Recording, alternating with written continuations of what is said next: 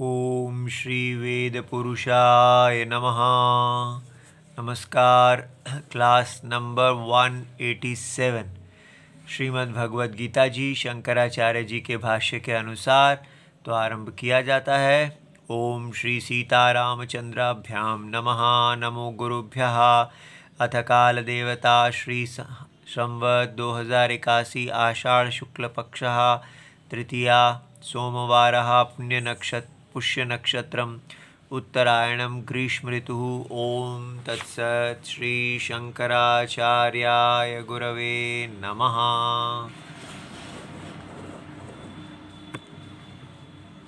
य एनं वेत्ति हन्तारं यश्चैनं मन्यते हतम् उभौ तौ न विजानीतो नायं हन्ति न हन्यते। श्रीमद् भगवद गीता जी अध्याय 2 और श्लोक नंबर 19। और ये पुस्तक है गीता प्रेस गोरखपुर, बुक नंबर 10। अच्छा, तो अब हम इस श्लोक के अर्थ को कल देख रहे थे और हमने यहाँ पर देखा कि शंकराचार्य जी ने एक बहुत ही महत्वपूर्ण शब्द यहाँ पर हमारे लिए लिखा है, जिसको विचार करने के लिए, अच्छी तरह समझने के लिए बहुत विचार की आवश्यकता है। क्या है वो?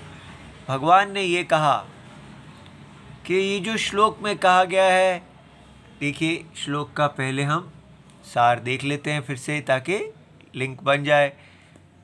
यो एनम वेत्ति हंतारम, जो इस आत्मा को मारने वाला समझता है। यश्चैनम मन्यते हतम, जो इस आत्मा को मारा गया समझता है। वो दोनों नहीं जानते हैं। क्या नहीं जानते हैं? कि न अयम आत्मा हंति, ये आत्मा मारता भी नहीं है, मारने वाला भी नहीं है और मरने वाला भी नहीं है। अब यहाँ पर ये प्रश्न आता है कि ऐसा कैसे हो सकता है, क्योंकि ये तो बिल्कुल दृष्टि के विरुद्ध है। जो चीज़ आपको स्पष्ट दिखती है उसके बारे में आप कैसे कह सकते हैं कि ये ऐसा नहीं है, क्योंकि साफ हमको दिख रहा है कि ये आत्मा मरने वाला है और ये आत्मा तो मारने वाला है। क्योंकि आत्मा शब्द का क्या अर्थ है? आत्मा शब्द का अर्थ हम ये लेते हैं मैं, मेरा। तो इसलिए मैं मारने वाला हूँ और मैं मरने वाला हूँ। तो लेकिन यहाँ पर कहा जा रहा है नहीं, आप मारने वाले नहीं हैं, आप मरने वाले नहीं हैं। तो ये कैसे है? तो जो चीज़ साक्षात अनुभव में है, अनुभव में है कि हम मारने वाले हैं और हम मरने वाले हैं, और वेद ऐसा कह रहे हैं नहीं, आप मारने वाले नहीं हैं और आप मरने वाले नहीं हैं। तो जो ऐसा कहते हैं कि हम मरने वाले और मारने वाले हैं, उभौ तौ न विजानीतः न ज्ञातवन्तः, उनको ज्ञान, उनके पास ज्ञान नहीं है। क्यों नहीं है उनके पास ज्ञान?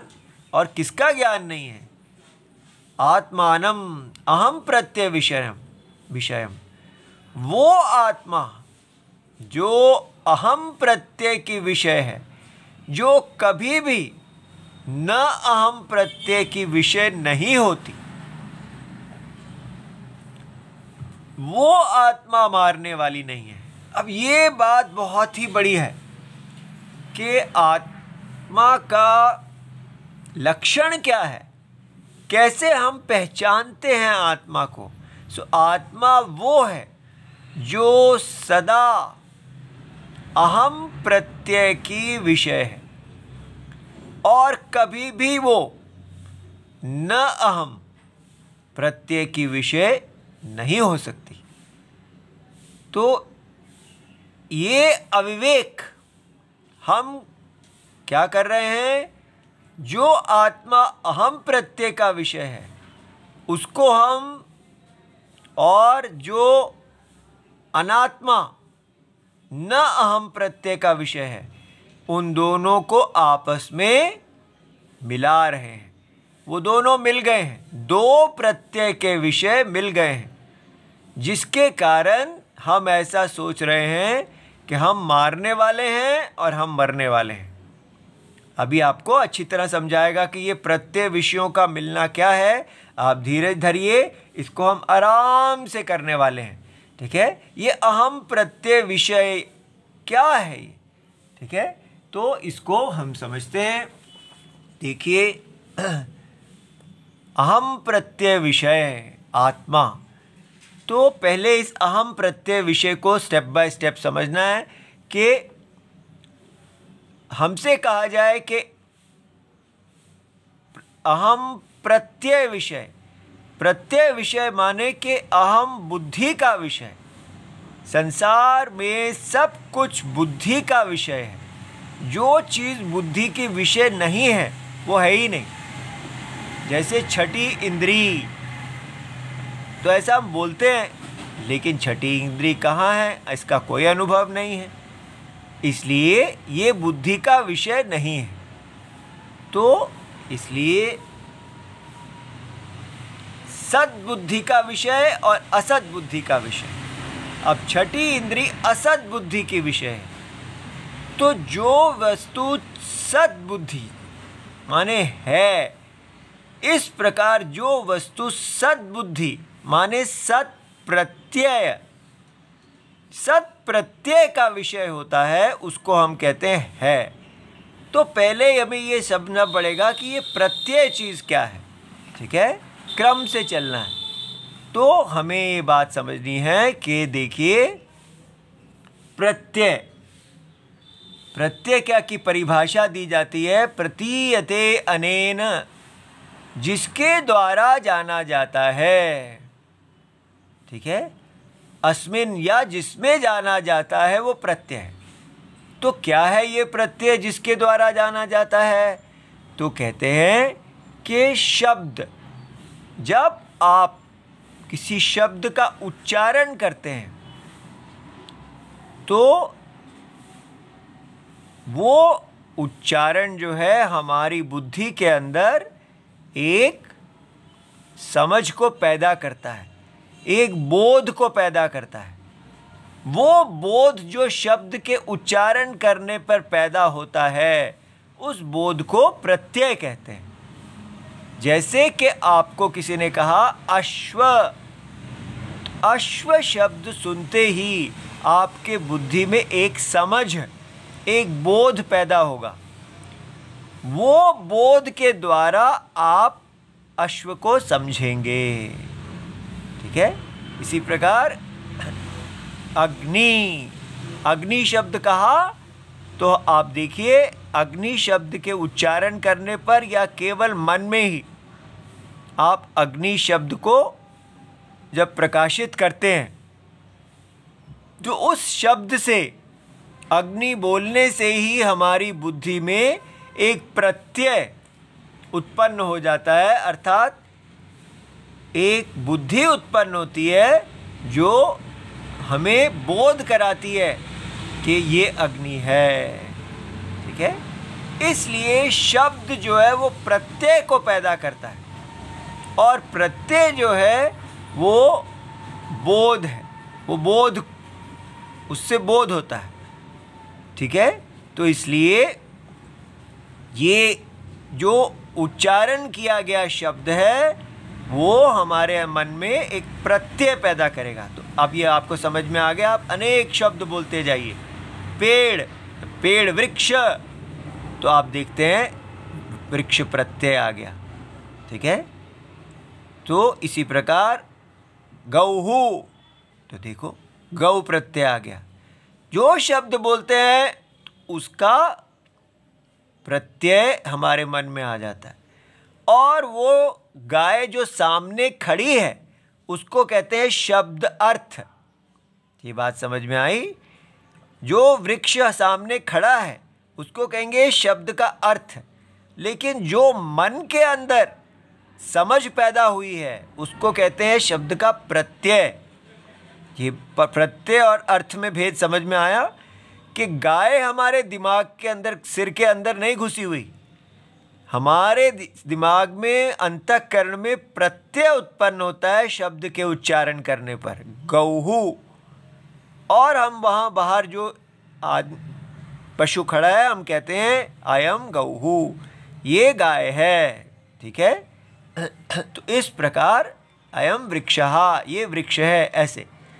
तो अब हमें समझ में आया कि शब्द के उच्चारण करने पर जो बोध उत्पन्न होता है उस बोध का एक विषय होता है।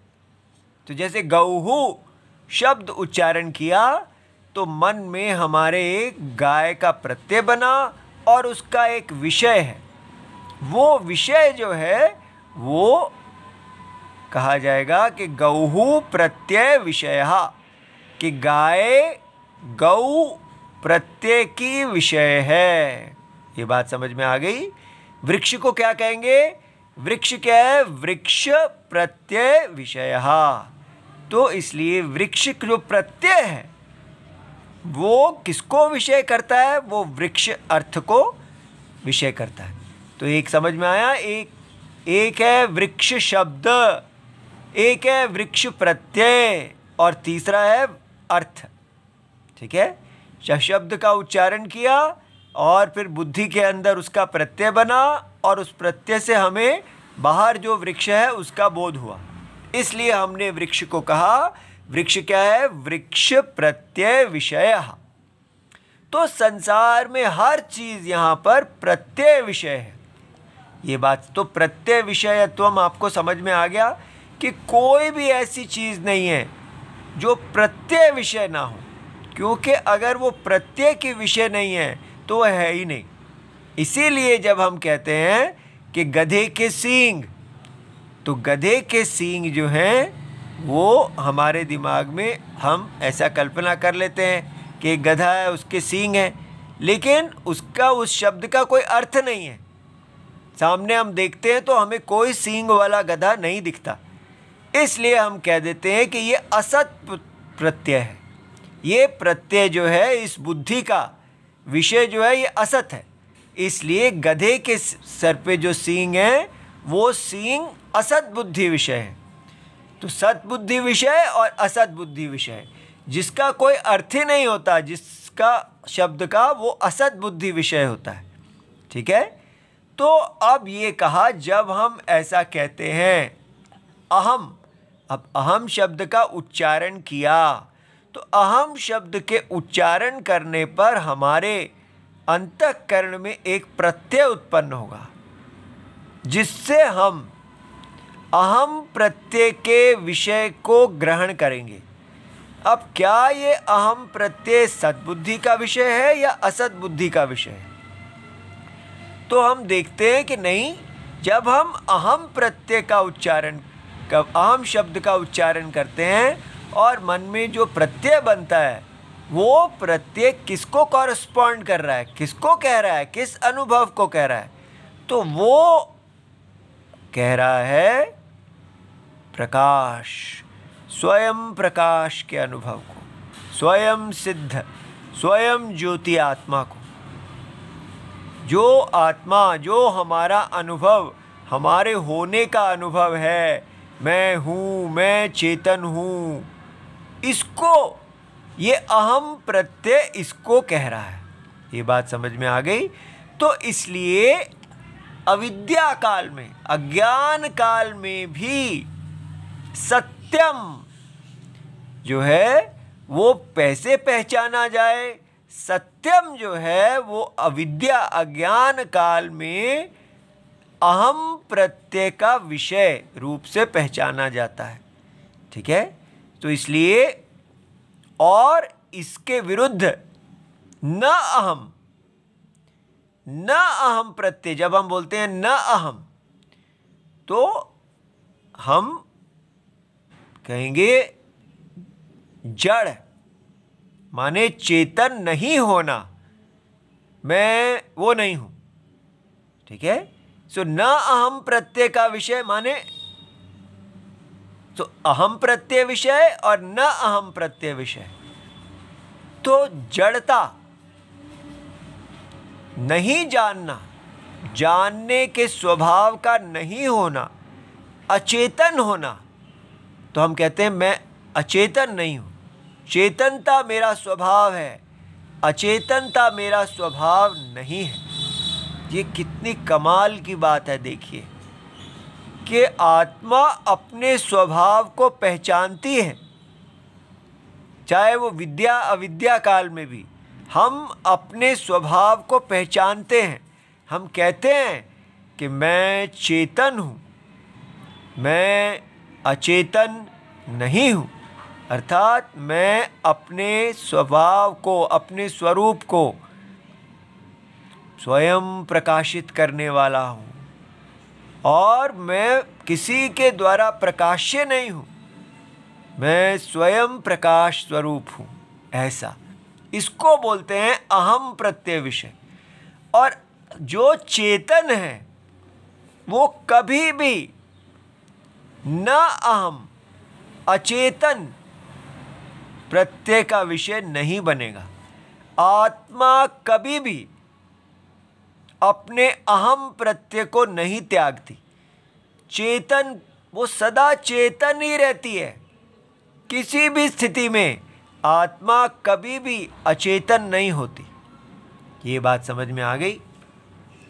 तो इससे हमें समझ में चलना चाहिए कि हम ये, लेकिन लोक व्यवहार में हम इस प्रकार नहीं चलते।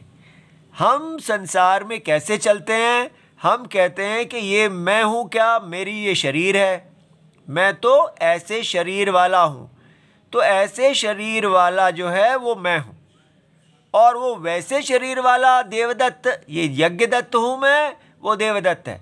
तो देवदत्त के शरीर को और अपने शरीर को, दो शरीरों को हम कहते हैं ये वाला शरीर क्या है, ये मैं हूँ, वो वाला शरीर क्या है, वो न अहम।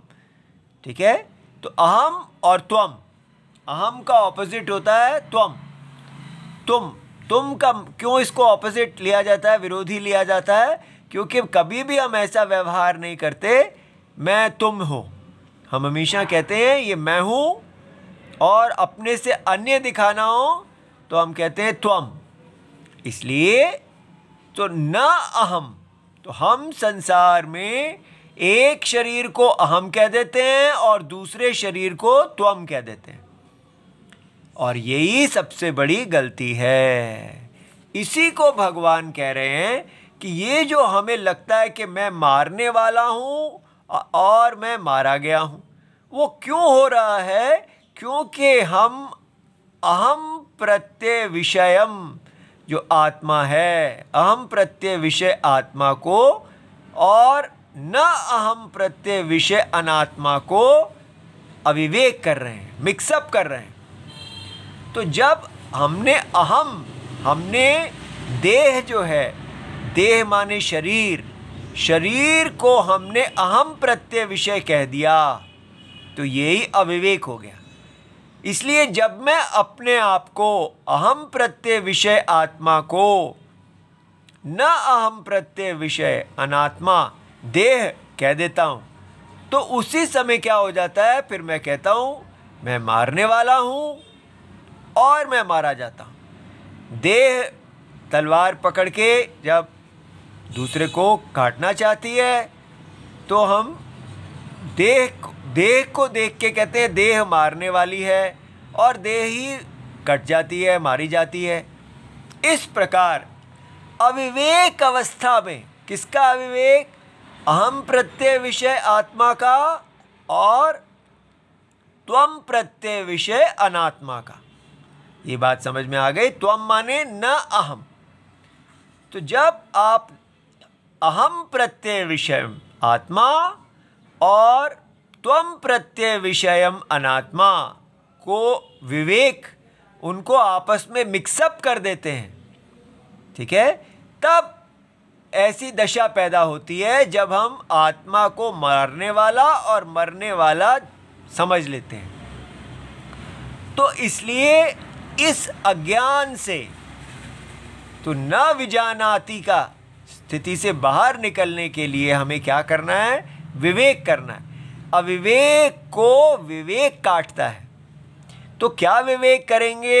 हम देखेंगे कि देह और देही, ठीक है, ये जो देही है, आत्मा देही है और अनात्मा देह है, ठीक है। तो देह जो है वो वास्तव में त्वम प्रत्यय विषय है। त्वम माने न अहम, याद रखिए। त्वम का मतलब यहां हमने लेना है न अहम, नॉट आई प्रत्यय विषय, और देही को लेना है आई प्रत्यय विषय, आई एंड नॉट आई। सारे संसार में केवल यही एकमात्र विभाजन है। क्यों? ऐसा क्यों है? क्योंकि आई जो है वो सत्यम है और सत्यम में एक असत्य आ गया है। असत्य कहाँ से आ गया? असत्य सत्य के अज्ञान के कारण एक विपरीत प्रत्यय, आप प्रत्यय आप समझ रहे हैं ना? तो एक जैसे रस्सी में सर्प प्रत्यय, सर्प शब्द जब आप उच्चारण करते हैं तो शब्द का बोध वहां आ जाता है। तो रस्सी में एक विपरीत, तो जब हम अहम प्रत्यय, तो अहम प्रत्यय क्या हुआ? चेतन, और न अहम प्रत्यय क्या है? अचेतन। अब ये दोनों जो हैं, क्या ये दोनों ही सत्यम है, या अहम प्रत्यय विषय सत्यम है और न अहम प्रत्यय विषय असत्यम है? ये सत्यम और असत्यम दोनों का अत्यंत विरुद्ध स्वभाव है, बिल्कुल उल्टा स्वभाव है। और ये ही हमको अविवेक, तो हमको ये बात समझ में आई कि आत्मा को आपने जब कहना है तो आपने अहम प्रत्यय विषय लेके चलना है, और अनात्मा को जब कहना है तो न अहम माने। और ये आश्चर्य की बात है कि हम अपने अनुभव में देखते हैं जब हम कहते हैं मैं देह हूं, तो उसका अर्थ होता है न अहम प्रत्यय विषय मैं हूं, क्योंकि देह अचेतन है। तो देह क्या है? न अहम प्रत्यय विषयम, माने न आत्मा, अनात्मा। तो अनात्मा शब्द कितनी अजीब चीज है। मैं ही अपने आप को न अहम प्रत्यय विषय बना रहा हूं। तो जो देही है वो अहम प्रत्यय विषय है, और जो देह है वो न अहम प्रत्यय विषयम है। इस प्रकार ये अपने आप को एक ही समय पर दोनों कहना कि मैं अहम प्रत्यय विषय भी हूं और न अहम प्रत्यय विषय भी हूं, इसको कहते हैं आत्म अनात्म अविवेक।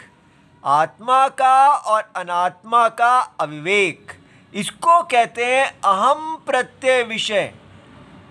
जो अहम प्रत्यय का विषय है, जो और दूसरा जो न अहम प्रत्यय विषय का विषय है, उन दोनों को मिला देना, उन दोनों का अविवेक।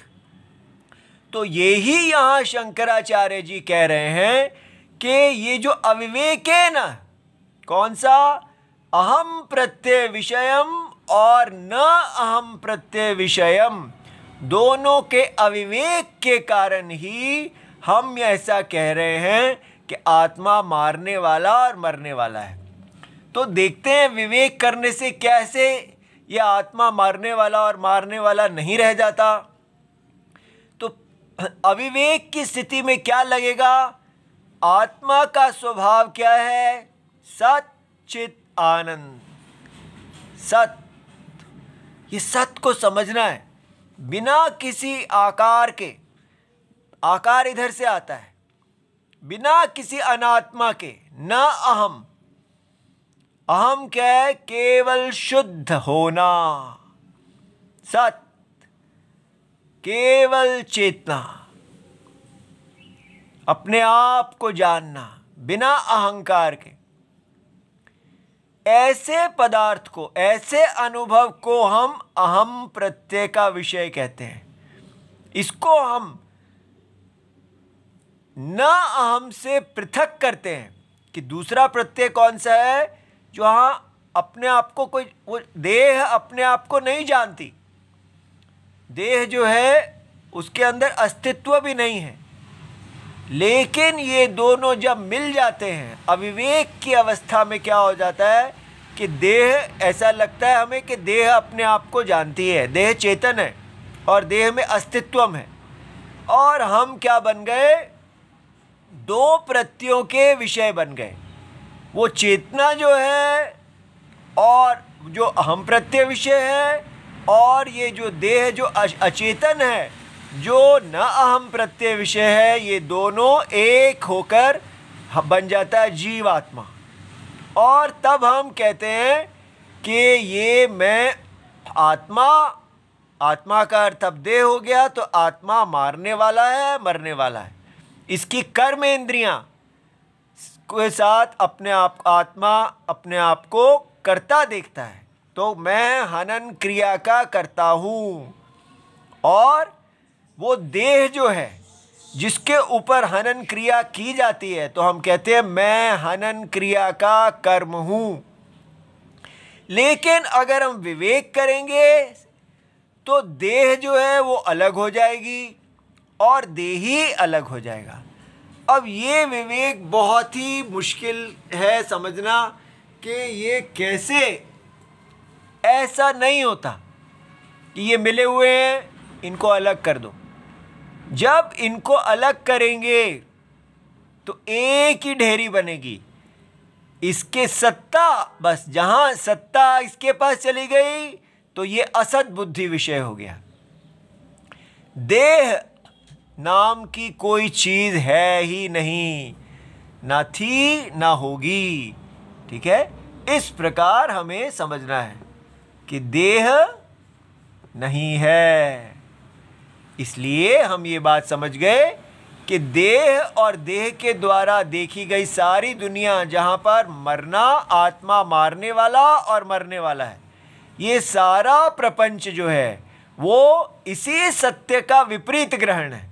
तो अहम प्रत्यय विषय आत्मा, इतना ही आप करेक्ट कर लें कि जब भी आप अहम बोलें तो आप अपने आप को देह ना कहकर देही कहें। चेतन देही, अहम माने चेतन देही, इतना कहने मात्र से ही ये ना अहम हो जाएगा और सत्ता और ये अपने आप अलग हो जाएगी।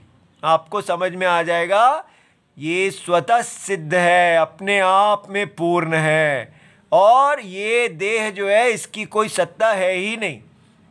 इसलिए केवल इतना ही करेक्ट करें कि आप चलते फिरते अपने अहम को ठीक रखें कि अहम की प्रतिष्ठा केवल सद्बुद्धि विषय में होनी चाहिए, अहम की प्रतिष्ठा असत बुद्धि विषय में नहीं होनी चाहिए। तो अपने आप ही विवेक हो जाएगा।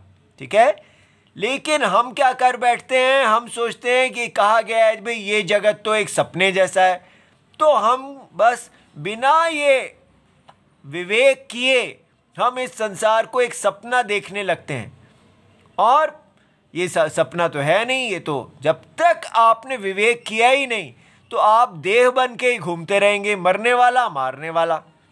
तो आप एक ऐसे सपने में घूम रहे हैं जहां आप मरने वाले या मारने वाले हैं, और किसी ऐसे की कल्पना कर रहे हैं जो ना मारने वाला है ना मरने वाला है। लेकिन आत्मा जो नहीं मारने वाला ना मरने वाला है, वो कल्पना का विषय नहीं है, वो तो प्रत्यय का विषय है। तो पहले जब हमने इसको प्रत्यय विषय से अलग कर लिया, फिर हम कहेंगे कि ये प्रत्यय, अहम प्रत्यय भी केवल अनात्मा से अलग करने के लिए है, और आत्मा वास्तव में अहम प्रत्यय विषय का भी साक्षी है। ठीक है, इसलिए आत्मा अहम प्रत्यय विषय भी नहीं है। आत्मा स्वयं ज्योति सच्चिदानंद है। अविद्या काल में ही आत्मा अहम प्रत्यय विषय है।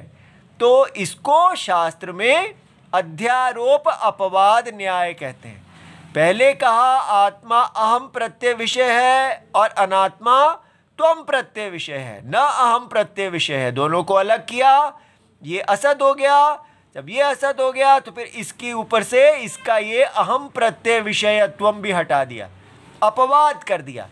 तो पहले अध्यारोप माने सुपर इम्पोजिशन और फिर उसको नेगेशन, अपवाद। तो इस प्रकार शास्त्र में दो प्रकार के वाक्य होते हैं, अध्यारोप वाक्य और अपवाद वाक्य। तो अपवाद किया तो आत्मा केवल सच्चिदानंद, ना मारने वाला ना मरने वाला, सबको दिखते हुए भी सत्य सत्य है, असत्य असत्य है, ऐसे इसको करना है। ओम नमो भगवते वासुदेवाय। प्रणाम। जय जय सीता राम।